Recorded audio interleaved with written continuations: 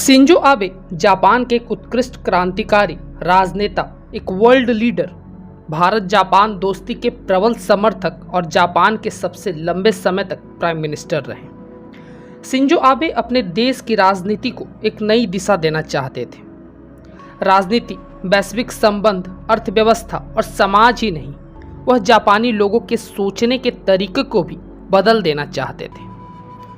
8 जुलाई 2022 को जब जापान के नारा शहर में चुनावी भाषण के दौरान उनकी हत्या एक असंतुष्ट नागरिक के द्वारा की गई, तब जापान की राजनीति अचानक एक दूसरे मोड़ पर जा खड़ी हुई।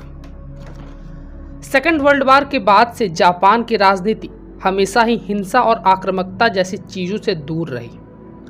हत्या तो बहुत दूर की बात है, जापान दुनिया का शायद अकेला ऐसा देश है जिसने अपनी संपन्नता और आर्थिक ताकत के बावजूद न सिर्फ एक देश के रूप में हथियारों से दूरी बनाई रखी, बल्कि अपने समाज को भी इससे दूर रखा।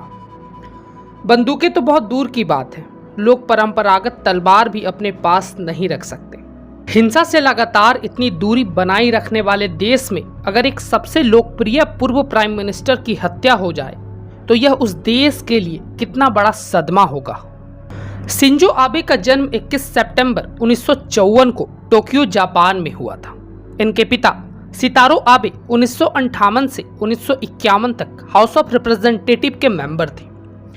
1982 से लेकर 1986 तक विदेश मंत्री भी रहे। शिंजो आबे की माता योको आबे, जो नोबुसुके की बेटी थी, नोबुसुके 1957 से लेकर 1960 तक प्राइम मिनिस्टर रहे थे।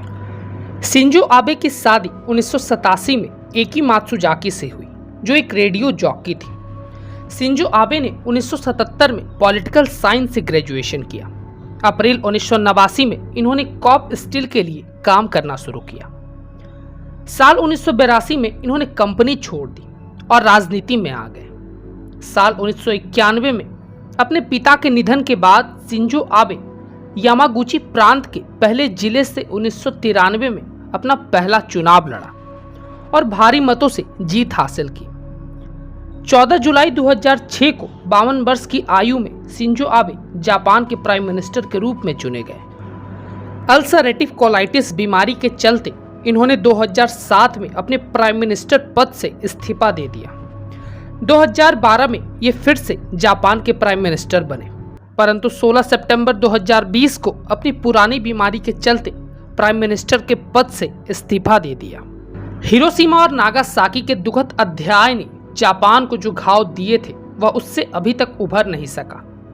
शिंजो आबे जापानी जनमानस के दूसरे विश्व युद्ध के उस भूत से पूरी तरह मुक्त करना चाहते थे, जो हरदम लोगों के दिलो दिमाग पर सवार रहता था। दूसरे विश्व युद्ध के बाद जब एक तरह से अमेरिका का वहां कब्जा था, जापान ने अपना संविधान बनाया था, जिसमें यह प्रावधान था कि जापान की अपनी कोई आक्रमणकारी सेना नहीं होगी। शिंजो आबे इसी को बदलना चाहते थे। वह एक ऐसा जापान बनाना चाहते थे जो दुनिया के तमाम देशों की तरह एक सैनिक शक्ति हो। इसके लिए उन्होंने विश्व युद्ध के पहले के उस जापानी राष्ट्रवाद को जगाने की कोशिश की जिसका लोहा पूरी दुनिया मानती थी। उन्होंने चीन से पुरानी दुश्मनी को खत्म करने की भी कोशिश की। बीजिंग यात्रा पर जाने वाले वह पहले प्रधानमंत्री बने।